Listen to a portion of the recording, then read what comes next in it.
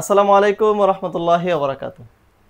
ইন্নাল হামদুলিল্লাহি ওয়াহদা ওয়াসসালাতু ওয়াসসালামু আলা মান লা নাবিয়্যা বা'দা। সম্মানিত দর্শক মণ্ডলী, আজকে আমাদের ক্লাসের অংশ হচ্ছে প্রথম ক্লাসের দ্বিতীয় পর্ব। আজকের বিষয় হচ্ছে বর্ণমালার পরিচয় এবং প্রশিক্ষণ, অর্থাৎ আরবি হরফ যে বর্ণমালা সেটার আজকে পরিচয় দিব এবং সেটা নিয়ে আজকে কিছু প্রশিক্ষণ হবে আমাদের মাঝে।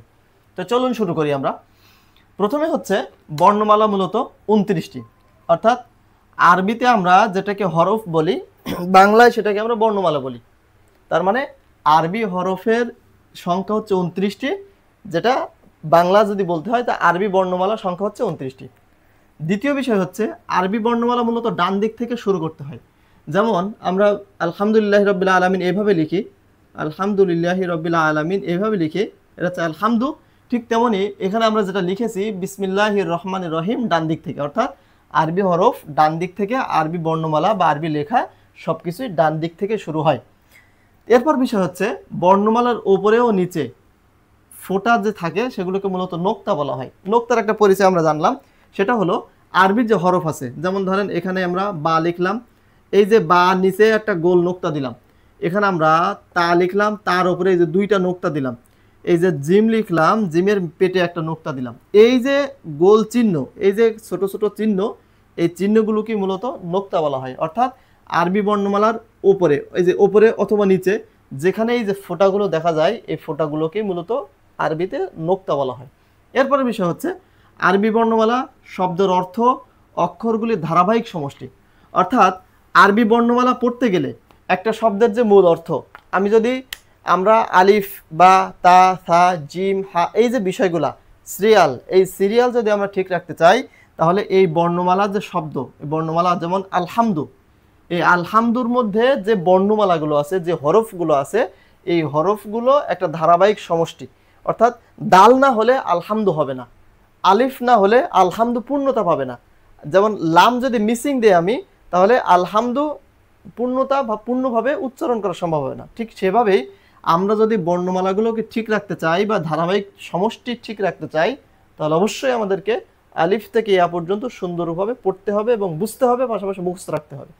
এরপর হচ্ছে বর্ণ হলো ভাষার মূল ভিত্তি। অর্থাৎ এই যে হরফগুলা আমরা যেটা আলিফ বা তা তারপরে সা, এই যে বর্ণমালাগুলা, এই বর্ণমালা হচ্ছে ভাষার মূল ভিত্তি। আমরা যদি আমাদের ভাষাটা বলতে চাই, কোরআন পড়তে চাই, ভাষাগত দিক থেকে কোরআনকে বুঝতে চাই, তাহলে আমাদেরকে এগুলো চিনতেই হবে। আপনি আলিফ না চিনলে আলহামদু বলতে পারবেন না, আল্লাহ বলতে পারবেন না, আলিফ কেন্দ্রিক কোনো হরফ কোনো আয়াত উচ্চারণ করতে পারবেন না। বা যদি মুখস্থ না রাখেন, তাহলে বা কেন্দ্রিক যত হরফ আছে, বা কেন্দ্রিক যত তেলাওয়াত আছে, কোনো কিছু আপনি ক্লিয়ার করতে পারবেন না। সুতরাং অবশ্যই আপনাকে এই বর্ণমালা ঠিক রাখতে হবে একটা ভাষা, একটা পড়া ক্লিয়ার করার জন্য। এরপর বিষয় হচ্ছে প্রতিটি শব্দ বর্ণ দিয়ে গঠিত। যেমন এই একটা শব্দ লিখলাম, তারপরে আপনার মাদহ, মাদহ এটা হচ্ছে মাদহ, এটা হচ্ছে একটা শব্দ। এই শব্দের প্রত্যেকটা একটা বর্ণমালার এক একটা হরফ দিয়ে গঠিত। তারপরে আমি যদি লিখি আল্লাহ, আল্লাহ, এই আল্লাহ লিখলাম, এখানে 1 2 3 4 চারটা হরফ আছে। ঠিক এইভাবেই আমাদের হিসাব করতে হবে যে আমরা যে শব্দগুলো পড়ব, অর্থাৎ আমরা যে শব্দ তৈরি করতেছি বা শব্দগুলো কোরআনে পড়ছি, প্রত্যেকটা এক একটা বর্ণ দিয়ে গঠিত। সুতরাং বর্ণ পড়াই লাগবে। তারপর বিষয় হচ্ছে বর্ণ শেখা ছাড়া পাঠ ও লেখা সম্ভব নয়। সুতরাং আমরা যদি আলিফ বা তা সা এগুলো না শিখি, তাহলে আমাদের পড়া আমাদের দ্বারা অসম্ভব। এ পর্যায়ে আমরা আরবি হরফ প্রশিক্ষণটা শিখব। এখানে যেহেতু বলাই আছে বর্ণমালার পরিচয় ও প্রশিক্ষণ, সুতরাং আমরা এত সময় যে জিনিসটা জানলাম সেটা হচ্ছে বর্ণমালার পরিচয়, বর্ণমালার গুরুত্ব। এবার প্রশিক্ষণ দিব। প্রশিক্ষণটা এভাবে হবে, আমরা যে দাগগুলো বসিয়েছি আপনারা খেয়াল করবেন, এখানে কিছু দাগ চিহ্ন দেওয়া আছে প্রত্যেকটা হরফের, কোনোটায় একটা দেওয়া আছে, কোনোটা 3টে দেওয়া আছে। একটু ব্যাখ্যা দিব। আরবি হরফের কিছু টান আছে, যেটা মদের একটা হরফ, মদের একটা বিষয়, এটা আমরা শেষে পড়ব, সামনে আসবে, যদিও এখন হরফের বিষয় আসতেছে, তাই আপনাদেরকে শর্টকাটে বলি। আরবি হরফ যে উচ্চারণ করবেন, এই হরফগুলো উচ্চারণ করতে গেলে আপনাকে যে জিনিসটা খেয়াল করতে হবে যে আমি হরফটা কিভাবে উচ্চারণ করছি। এই হরফটার কথাই বলি, এর কোনো টান নাই, এটার উচ্চারণ কি হবে? আলিফ। আমরা একটু ক্লিয়ার করি, উচ্চারণ কি হবে? আলিফ। আলিফ হবে না, আলিফ হবে না, আলিফ হবে না, তাহলে কি হবে? আলিফ। বিষয়টা এমন যে শুরুতে শেষ করতে হবে, শুরুতেই শেষ করতে হবে, শুরু করে সময় নেওয়া যাবে না। আলিফ এ পর্যন্ত শেষ। তাহলে আমরা আলিফটাকে কিভাবে শিখলাম? আলিফটা হচ্ছে আলিফ পর্যন্ত সংক্ষিপ্ত, আলিফ এছাড়া আর কিছু হবে না। এটা বারবার প্র্যাকটিস করাচ্ছি, যেহেতু লং ভিডিও করা যাবে না, সুতরাং আমি একবার বলে যাচ্ছি, আপনারা সেটা বারবার রিপিট করার চেষ্টা করবেন।